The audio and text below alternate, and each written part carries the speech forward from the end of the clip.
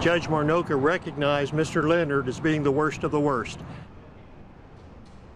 Convicted killer and arsonist Mark Leonard will spend the rest of his life in prison without the possibility of parole for his role in the Richmond Hill explosion. It has now been nearly 3 years since that blast that killed 2 people and damaged or destroyed more than 100 homes. Eyewitness News reporter Sandra Chapman was in the South Bend courtroom today when the judge handed down Leonard's sentence.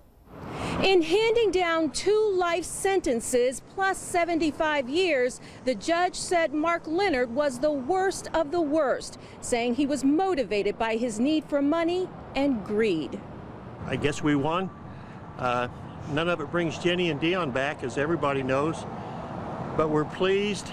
The mastermind behind the Richmond Hill explosion won't likely walk as a free man again. Mark Leonard was sentenced to back-to-back life without parole sentences for murder, and then 75 years on top of that for arson and conspiracy.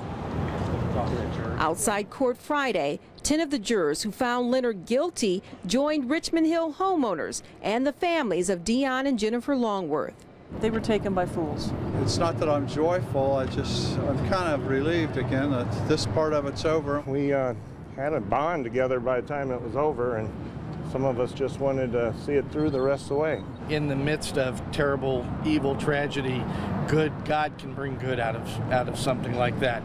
St. Joseph County Judge John Marnoka ruled life without parole was appropriate for Leonard, saying he caused everything to be.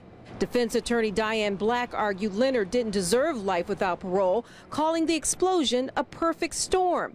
At one point, she turned and addressed the family, saying, "I have grieved with you. I'm sorry for your pain." Still, the judge said he could find no remorse in Mark Leonard. The defense attorneys can say whatever they want. That doesn't reflect on the defendant. We're very satisfied with the 2 life sentences plus the 75 years. Up next is Mark Leonard's half-brother Bob, who's scheduled to go to trial in January. Prosecutors here say they're ready to go and not looking for plea deals. In South Bend, Sandra Chapman, Channel 13, Eyewitness News.